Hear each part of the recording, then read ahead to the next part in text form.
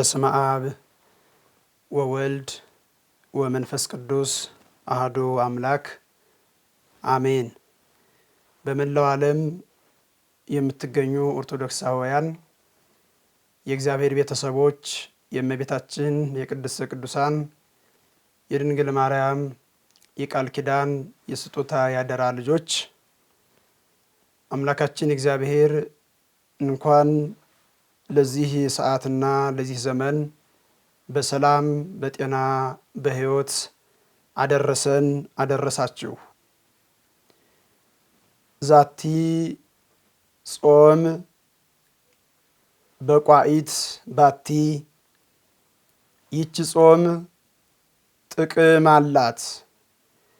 አባታችን ቅዱስ ያሬድ ስለ ጾም ከተናገረበት አንዱን እናነሳና እግዚአብሔር ያስተምረናል፣ እግዚአብሔር ይመክረናል ማለት ነው። የትምህርታችን ርዕስ እንዳልነው ዛቲ ጾም በቋኢት ባቲ የሚል ነው። ይህም ቃል ይህች ጾም ጥቅም አላት የሚል ትርጉም ነው ያለው። በቤተ ክርስቲያናችን አስተምህሮ መሰረት ጾም አንዱ ለሰው ልጅ ከሚሰጠው ጥቅም የመጀመሪያው ጾም የፈረሰውንና የተበላሸውን ነገር እንደገና የምንሰራበት መሳሪያ ነው።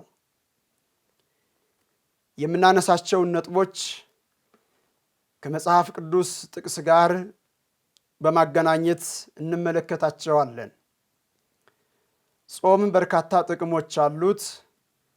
ከነዚህ መካከል የተወሰኑትን ነጥቦች ከመጽሐፍ ቅዱስ ታሪክና ሐሳብ ጋር እያገናኘን እንመለከታቸዋለን ማለት ነው።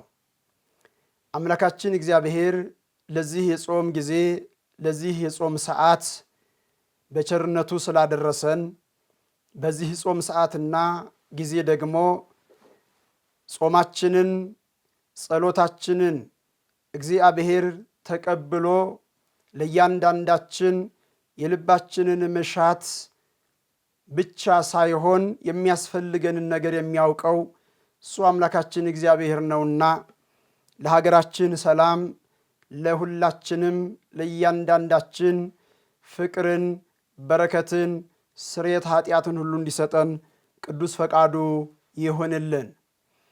ከጾም ጥቅሞች መካከል የመጀመሪያው እንዳልነው ጾም የፈረሰውን ነገር መልሰን እንደገና የምንሰራበት ነው። ይህን ሐሳብ ቀጥታ በመጽሐፈ ነህምያ ምዕራፍ 1 ቁጥር 3 ጀምሮ ያለውን ታሪክ በማየት ማገናኘት ይቻላል። ነህምያ በባቢሎን ሀገር አይሁዳውያን ተማርከው በነበሩበት ዘመን በዚያው ተወልዶ በዚያው አድጎ የቤተ መንግሥት አገልጋይ የሆነ ሰው ነው ነህምያ። ስለዚህ እንዲህ ሆኖ በነበረበት ዘመን ከእስራኤል ወይም ከኢየሩሳሌም ነህምያ ወዳለበት ወንድሞቹ መጥተው እንደጠየቁትና እንደጎበኙት መጽሐፍ ቅዱስ ይነግረናል ማለት ነው። በዚሁ በመጽሐፈ ነህምያ ቁጥር 3 ላይ ምዕራፍ 1 ከቁጥር 3 ላይ ስንመለከት እኔም የዳኑትን ከምርኮ የተረፉትን የአይሁድን ነገር የኢየሩሳሌምንም ነገር ጠየቅኋቸው።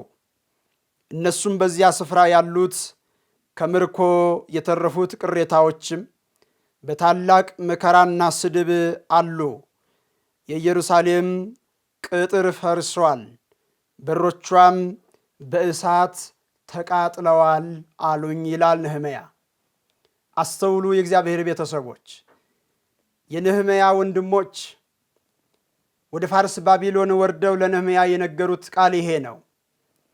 ስለ ኢየሩሳሌም ምንነት በጠየቅኋቸው ጊዜ ይላል፣ ስለ ኢየሩሳሌም ሰላም መሆን በጠየቅኋቸው ጊዜ ኢየሩሳሌም ቅጥሯ ፈርሷል፣ እነሆ በሮቿን በእሳት ተቃጥለዋል። ከምርኮ የተረፉት ቅሬታዎች ደግሞ በታላቅ መከራና በታላቅ ስድብ ይኖራሉ ብለው ስለ ኢየሩሳሌም ሕዝቦች ወንድሞቼ ነገሩኝ ነው የሚለው። አስተውሉ የእግዚአብሔር ቤተሰቦች፣ ለነህምያ የነገሩት ኢየሩሳሌም እንደተቃጠለች፣ በሮቿ እንደተቃጠሉ፣ ቅጥሯ እንደፈረሰ፣ ሕዝቦቿም ደግሞ በታላቅ መከራና በታላቅ ስድብ እንዳሉ ነው የነገሩት። ነህምያ ከዚህ ቃል በኋላ ይህንን ቃል በሰማሁ ጊዜ ተቀምጬ አለቀስሁ፣ አያሌ ቀንም አዝን ነበረ፣ በሰማይም አምላክ ፊት እጾምና እጸልይ ነበረ ይላል። አስተውሉ ካነሳነው ነጥብ ጋራ እንግዲህ ኢየሩሳሌም ፈርሳለች፣ ቅጥሮቿ ፈርሷል፣ በሮቿም ተቃጥለዋል፣ ሕዝቦቿም በታላቅ ስድብና በታላቅ መከራ በታላቅ መገፋት ውስጥ ነው ያሉት ሲሉት ኢየሩሳሌምን ለመስራት የተቃጠለውን በሮቿን እንደገና ለማደስ ነህምያ ያደረገው ነገር ቢኖር በእግዚአብሔር ፊት መጾምና መጸለይ ነበረ። ለምን ከተባለ ጾም እንዳልነው የፈረሰውን ነገር መልሰን የምንሰራበትና እንደገና የምንጠግንበት ነገር ስለሆነ ነው። ነህምያ በእግዚአብሔር ፊት ጾመ፣ ጸለየ። ስለ ኃጢአቱ፣ ስለ ሕዝቡም ኃጢአት፣ ስለ ሕዝቡ መተላለፍ፣ ስለ እርሱም መተላለፍ ነህምያ እየጾመ በእግዚአብሔር ፊት አለቀሰ ነው የሚለው። ነህምያ በቤተ መንግሥት ነው የሚኖረው። በታሪኩ ቀደም ሲል እንዳነሳ ነው ተመችቶት ይኖራል። ንጉሥ ከሚበላው ይበላል፣ ንጉሡ ከሚጠጣው ይጠጣል። ነገር ግን የወንድሞቹን በመከራ በስደት በረሃብ መሆን በሰማ ጊዜ ግን መተኛት፣ መብላት፣ መጠጣት አልቻለም። ዛሬ ስንቶች ወገኖቻችንና ወንድሞቻችን ናቸው በመከራ ውስጥ ያሉት። ስለነዛ እኛ ዛሬ እንቆጭላቸዋለን። ስለነሱ መጾምና መጸለይ ይቅርና ለራሳችን እንኳን ስለ ኃጢአታችን ስለ በደላችን ምን ያህል ነው የምንጾመውና የምንጸለየው? የተወደዳችሁ የእግዚአብሔር ልጆች፣ ጾም የፈረሰውን ማህበራዊ ሕይወታችንን፣ ግላዊ ሕይወታችንን፣ እንደ ሀገር እንደ ዓለምም የሆነብንን ነገር መልሰን እንደገና የምንሰራበት ትልቅ መሳሪያችን ነው። ለዚህ ነው ዛቲ ጾም በቆየት ባቲ ያለው ቅዱስ ያሬድ። ይቺ ጾም ጥቅም አላት። የፈረሰውን መልሳ ትሰራለች። በመከራ በስደት በረሃብ በእንግልት ውስጥ ያሉትን መልሳ ወደ ቤታቸው ታመጣለች። የፈረሰውን ሰላም መልሳ ትሰራለች። ያጣነውን ፍቅር መልሳ እንደገና ትሰጣለች። ማን? ጾም። ስለዚህ ከጾም ጥቅም መካከል የመጀመሪያው ይሄ ነው ማለት ነው። በዚህ በትንቢተ ኢሳይያስ ምዕራፍ 64 ቁጥር 11 ላይ የተመዘገበው ኃይለ ቃል እንዲህ ይላል፣ አባቶቻችን አንተን ያመሰገኑበት የተቀደሰና የተዋበ ቤታችን በእሳት ተቃጥሏል ይላል። አባቶቻችን አንተን ያመሰገኑበት የተቀደሰና የተዋበ ቤታችን ነው የሚለው። ዛሬ አብያተ ክርስቲያናት በየስፍራው ይቃጠላሉ።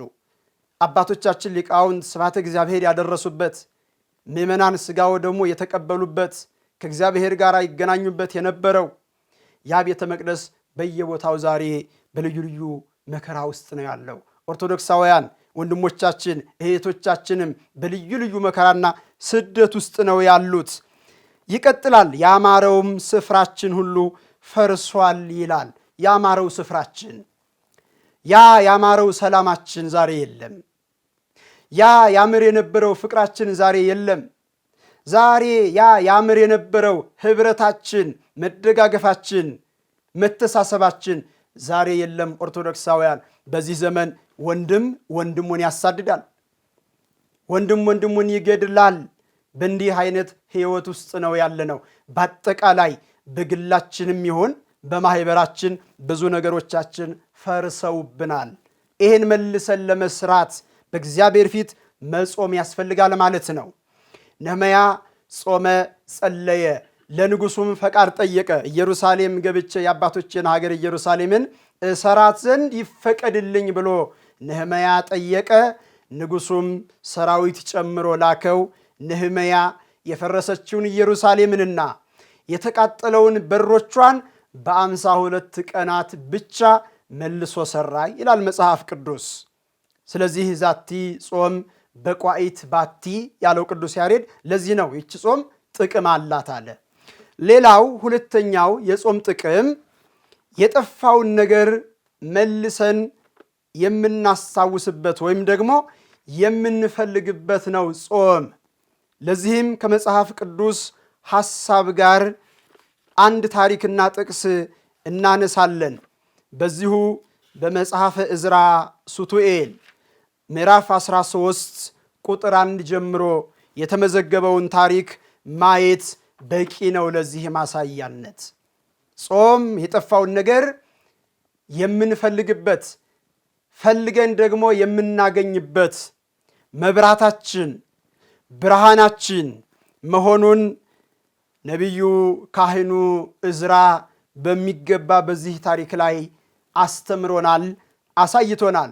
ይሄም ካህን ይሄም ነቢይ ይሄም ጸሐፊ ዕዝራ የተሰኘው በዚያው በባቢሎን በምርኮ በወንድሞቹ መካከል በነበረበት ጊዜ ስለ ወንድሞቹ ያለቅስ ይጾም ነበረ። በተለይም ደግሞ ኢየሩሳሌም በተማረከችበት ጊዜ ቤተ መቅደሱ ተቃጥሎ ነበረ። በቤተ መቅደስ ውስጥ የነበሩት ቅዱሳት መጻሕፍትን በሙሉ ንጉሡ ናቡከደነጾር አቃጥሏቸዋል። አንዳንዶቹን ይዟቸው ወደ ሀገሩ ተመልሷል። አንዳንዶቹን ደግሞ እዛው አቃጥሏቸዋል።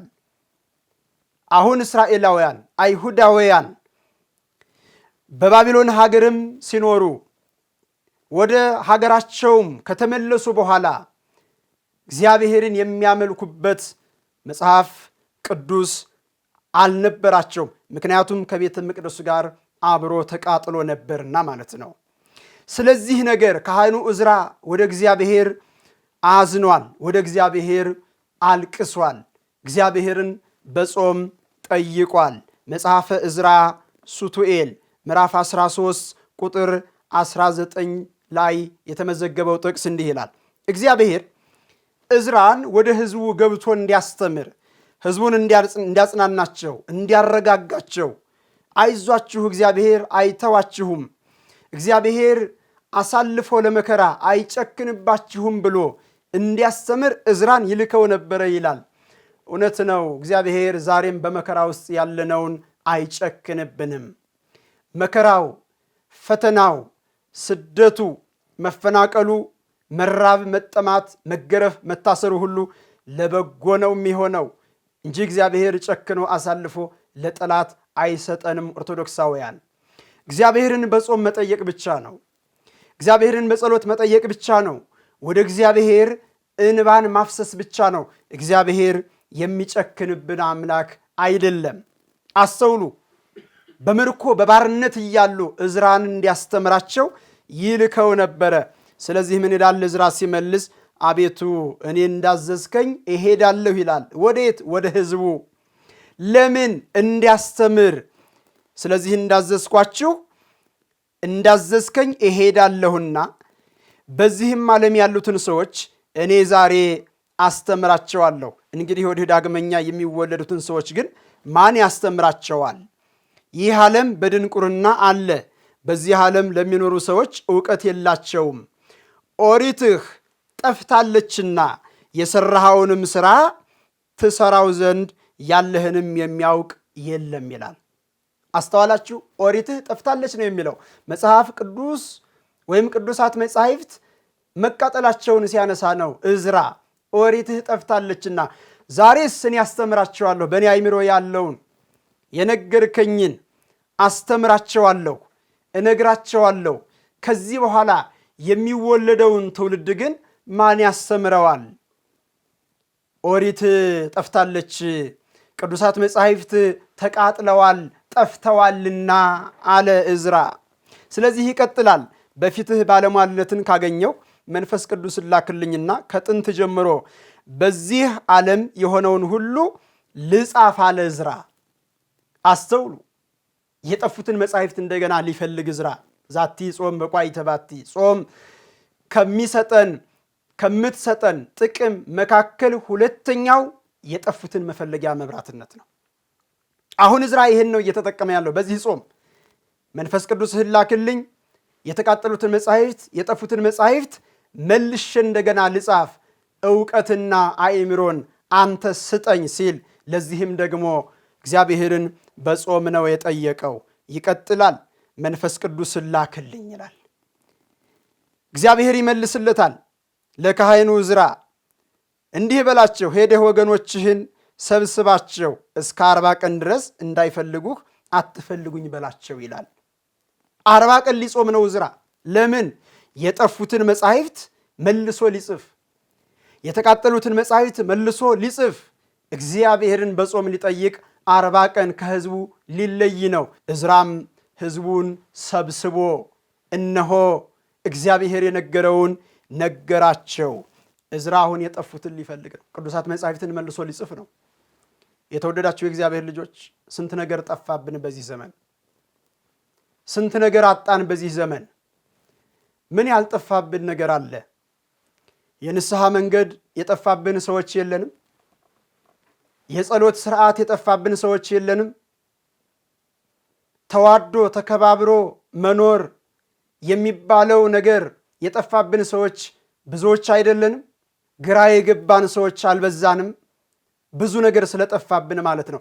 ግን እንዴት ነው የጠፋብንን ነገር የምንፈልገው ሲባል ይሄው በጾም ነው የምንፈልገው። ዕዝራ በጾም የጠፉትን መጻሕፍት ሊፈልግ፣ የተቃጠሉትን መጻሕፍት መልሶ ሊጽፍ ከእግዚአብሔር ጋር በጾም ለመነጋገር ወሰነ ነው የሚለው መጽሐፍ ቅዱስ። የጠፋውን ሰላማችንን በጾም እንፈልግ። የጠፋብንን ፍቅራችንን በጾም እንፈልገው። የጠፋብንን የንስሐ መንገድ በጾም እንፈልገው። እንዴት ንስሐ እንደምንገባ እንኳን ግራ የሚገባን ሰዎች እኮ አለን። ለማን ልንገረው? እንዴት አድርጌ ንስሐ ልግባ? የትስ ቦታ ሄጄ የምንል ሰዎች አለን አይደለ? እንዴት ልጸልይ? የቱን እንደምጸልይ ግራ ገብቶኛል የምንል ክርስቲያኖችስ የለንም? ወዴትኛው ገዳም እንደምሄድ ቸግሮኛል የምንል ሰዎችስ የለንም? ብዙ የጠፋብን ነገር አለ ኦርቶዶክሳውያን። ስለዚህ ዕዝራ ሕዝቡን ሰበሰበና 40 ቀን እስከሚሆን ድረስ እንዳትፈልጉኝ አላቸው። ሊጾም ነው። አሁን እኛ በዚህ ጾም 2 ሱባኤ እናሳልፋለን። በዚህ 2 ሱባኤ ውስጥ የጠፉብንን ነገር ፈልገን ማግኘት አለብን። የፈረሱብንን ነገሮች መልሰን መስራት አለብን። እንዳልነው ሕይወታችን፣ ማህበራዊ ጉዳያችን፣ ብዙ ነገሮቻችን ፈርሰዋል። ብዙ ነገሮቻችን ጠፍተዋል። እነሱን መልሰን በእነዚህ በ2 ሱባኤያት እግዚአብሔር ፊት አልቅሰን የጠፉብንን ነገር መልሰን ማግኘት መቻል አለብን። ዕዝራ 5 ሰዎች ጨምሮ ምድረ በዳ ሄዶ ለብቻው እንዲጾም ታዘዘ። በዚህ መሰረት ዕዝራ ጾመ። በጣም የሚገርመው ነገር እግዚአብሔር ለዕዝራ በማግስቱ ይላል ቃል ዕዝራ ብሎ ጠርቶ አፍህን ክፈት እኔም የማጠጣህን ጠጣ አለኝ ይላል። አስተውሉ። ይህን የሚያናግረው እግዚአብሔር ነው። እኔ የማጠጣህን ነገር ጠጣ አለኝ። ያ ምንድን ነው? ለዕዝራ ዕውቀት የሚሰጥ አእምሮ የሚሰጥ የጠፉትን ነገር የሚፈልግበት ትልቅ ጥበብ። አፌንም በከፈትኩ ጊዜ ውሃ የተመላ መልኩ እሳት የሚመስል መጠጥ አጠጣኝ። አንስቼ ጠጣሁት፣ ልቡናዬን ፈጽሞ ዕውቀትን ተናገረ ይላል። አምላካችን እግዚአብሔር ለሁላችንም ዕውቀቱን ይስጠን። ዕውቀት የሚሆነውን ነገር፣ ጥበብ የሚሆነውን ነገር ለዕዝራ አጠጣው፣ መገበው ማለት ነው። አምላካችን እግዚአብሔር የምናስብበትን የምናስተውልበትን መልካሙን ነገር ወደ አእምሯችን ያስገባልን። ኦርቶዶክሳውያን ዕውቀት የሚሆነውን ጥበብ የሚሆነውን በዚህ ዘመን በዚህ ሰዓት የክርስቶስን ቅዱስ ሥጋና ክቡር ደም መጠጣት መብላት ያስፈልጋል። ምክንያቱም እሱ እውቀትን የሚሰጠን ነው። አባ ሕርያቆስ በቅዳሴ ማርያም ሲናገር እንደሰማ ነው ዘይሁብ ሕይወተ ነው የሚለው ሕይወትን የሚሰጥ ወዘያጎስ ልቡና እውቀትን የሚሰጥ ጥበብን የሚያድል ይለዋል። የጌታችን የአምላካችን የመድኃኒታችን የኢየሱስ ክርስቶስን ቅዱስ ሥጋና ክቡር ደም ማምለት ነው። እሱ እውቀት ነው። እውቀትን ይሰጣል፣ ስርየተ ኃጢአትን ይሰጣል፣ ከእግዚአብሔር ጋር አንድ ያደርጋል፣ ወደ መንግሥተ ሰማያትም ያገባናል። ስለዚህ እሱን መብላት መጠጣት ያስፈልጋል። እሱ ነው እውቀት የሚሆነን ኦርቶዶክሳውያን። ስለዚህ ዕዝራ ይህን ከጠጣ በኋላ እውቀት ከእግዚአብሔር ዘንድ አገኘ። ለእነዚያ ለአምስቱ ሰዎች እግዚአብሔር እውቀትን ገለጸላቸው ይላል፣ አብረውት ለነበሩት ማለት ነው። በዚያም 40 ቀን ተቀመጡ። እነሱስ ቀን ቀን ይጽፋሉ፣ ማታ ማታ ግን ይመገቡ ነበር ይላል ዕዝራ ሲናገር። ዕዝራ 40 ቀን ሙሉ አልበላም አልጠጣም። መጽሐፍቱን ጽፎ እስከሚጨርስ አልበላም አልጠጣም ዕዝራ። እነዚያ ግን ቀን ይጾማሉ ሙያቸው፣ ማታ ይበላሉ ይተኛሉ። ዕዝራ ግን በቀንም በሌሊትም እንዲሁ እየጾመ እየጸለየ እግዚአብሔር እውቀትን እንዳይነሳው ቅዱሳት መጻሕፍትን መልሶ ይጽፍ ነበረ። ስለዚህ 24 የሚሆኑ የተቃጠሉት የጠፉት ቅዱሳት መጻሕፍት ተጻፉ። ለእስራኤላውያንም ሥርዓተ አምልኳቸውን እንዲያከናውኑባቸው፣ ሕጉን እንዲያነቡባቸው፣ ሥርዓቱን እንዲረዱባቸው፣ እንዲገለገሉበት እንደሚሰጥ እግዚአብሔር ለዕዝራ ተናገረው። ዛቲ ጾም በቋኢት ባቲ። ይቺ ጾም ጥቅም አላት። ሁለተኛው ጥቅም የጠፋውን ነገር መፈለግ ነው። የጠፉብንን ነገሮች ሁሉ በጾም እንድንፈልግ አምላካችን እግዚአብሔር ይርዳል። የመጨረሻው የጾም ጥቅም ኃይለ አጋንንትን ድል ማድረጊያ ነው። ጾም ኃይለ አጋንንትን የዲያብሎስን ክፉ ሥራ የዲያብሎስን ክፉ ሽንገላ ሁሉ ድል የምናደርገው በዚሁ ጾም ነው። ስለዚህ ቅዱስ ያሬድ ዛቲ ጾም በቋኢት ባቲ፣ ይቺ ጾም ጥቅም አላት ብሎ ሲነግረን ሦስተኛው የዚች ጾም ጥቅም አጋንንትን ድል ማድረግ ነው። ይሄ ትልቅ ጥቅም ነው። ይሄም ከመጽሐፍ ቅዱስ ሐሳብ አንጻር ተመልከቱ። በማቴዎስ ወንጌል ምዕራፍ 17 ከቁጥር 14 ጀምሮ የተመዘገበው ታሪክ ለዚህ ማስረጃ ይሆነናል። አንድ ሰው ልጅ ነበረው፣ የታመመ ልጅ ነበረው። የሚጥል ጨረቃ በወጣች ሰዓት የሚጥል መንፈስ፣ የሚያንፈራግጥ አረፋ የሚያስደፍቅ ድንገት መሬት መንገድ ላይ የሚጥለው አንድ ርኩስ መንፈስ ያደረበት ልጅ ነበረው። ይሄ ሰው በጨረቃ ሰዓት እየተነሳበት ግራ እንደሚያጋባው፣ እንደሚቸገር፣ እንደሚጨነቅ ሰውየው ለጌታችን ለአምላካችን ለመድኃኒታችን ለኢየሱስ ክርስቶስ በነገረው መሰረት መረዳት እንችላለን። ስለዚህ እንዲህ አለው። ወደ ሕዝቡም ሲደርስ አንድ ሰው ወደ እርሱ ቀረበና ተንበርክኮ ነው የሚለው ደግሞ አስተውሉ። ተንበርክኮ ጌታ ሆይ ልጄን ማርልኝ አለ። ልጄን ምን በልልኝ? ልጄን ማርልኝ። በጨረቃ እየተነሳበት ክፉኛ ይሰቃያል። ብዙ ጊዜ ወደ እሳት፣ አንዳንድ ጊዜ ወደ ገደል፣ አንዳንድ ጊዜ ደግሞ ወደ ውሃ ይጥለዋል። ልጄን ማርልኝ አለና ጌታን ጠየቀ። ጌታችን መድኃኒታችን ኢየሱስ ክርስቶስም ብላቴናውን ወደ እኔ አምጡልኝ እኔ ፈውሰዋለሁ ካለ በኋላ ይሄን ብላቴና ሰውየው ይዞ ቀርቧል። ከዚህ በፊት ለደቀ መዛሙርቱ ይዞ ቀርቦ ያውቃል። ደቀ መዛሙርቱ እንዲፈውሱለት፣ በዚህ ላይ ያደረውን መንፈስ ገስጸው እንዲያስወጡለት ለምኗቸው ብዙ ጊዜ ወስዶ ያውቃል። ይሄን ልጅ ግን አልቻሉም ነበረ። ለምን? ገና ሐዋርያት ርኩስ መንፈስን ጋኔንን እንዲያስወጡ ስልጣኑ የተሰጣቸው ቢሆንም እንኳን ገና በመንፈስ ቅዱስ ጸንተው አልተሰማሩምና፣ ስለዚህ ነው ሰውየው ወደ ጌታ ወሰደው። ጌታም የዚህን ሰው ልጅ ከርኩስ መንፈስ ሐሳብ አላቀቀው ይላል። ከዚህ በኋላ ደቀ መዛሙርቱ ብቻቸውን ወደ ኢየሱስ ቀረቡና እኛ ልናወጣው ያልቻልን፣ አስተውሉ ኦርቶዶክሳውያን፣ እኛ ልናወጣው ያልቻለን ቅድም እንዳልኳችሁ ብዙ ጊዜ ወደ ደቀ መዛሙርቱ ወስደውታል። ሰውየውም ይሄን ተናግሯል። ወደ ደቀ መዛሙርቱ ብዙ ጊዜ ወስጃለሁ፣ ግን አልሆነም። አንተ ፈውስልኝ፣ ካንተ የሚያቅት ነገር የለም ብሎታል። ጌታችን መድኃኒታችን ኢየሱስ ክርስቶስ ምን አለ? ኢየሱስም ስለ እምነታችሁ ማነስ ነው አላቸው። እዩት፣ አስተውሉት። ስለ እምነታችሁ ማነስ ነው። ይቀጥልና እውነት እላችኋለሁ የሰናፍጭ ቅንጣት የሚያህል እምነት ቢኖራችሁ ይህን ተራራ ከዚህ ወደዚያ እለፍ ብትሉት ያልፋል፣ የሚሳናችሁ ነገር የለም። ይህ አይነት ግን ከጸሎትና ከጾም በቀር አይወጣም አላቸው። ይሄ ነው ዋናው ትልቁ ነጥብ። እንዲህ አይነቱ ነገር ያለ ጾምና ያለ ጸሎት ምን አይልም፣ አይወጣም። ዛቲ ጾም በቋይት ባቲ፣ ክፉን መንፈስ ከውስጣችን የምናስወጣባት የዲያብሎስን የሳጥናኤልን የሰይጣንን ክፉ መንፈስ ክፉ ሐሳብ ከልባችን ውስጥ አስወጥተን የምንጥልበት መሳሪያችን ይህች ጾም ናት። ስለዚህ ይህ ያለ ጾምና ያለ ጸሎት አይወጣም። ለዚያ ነው ያልወጣላችሁ አላቸው። ዛሬ በሀገራችን ውስጥ ገብቶ እርስ በርስ የሚያገዳድለው ክፉ መንፈስ በምን ይወጣል ከተባለ በጾም ይወጣል።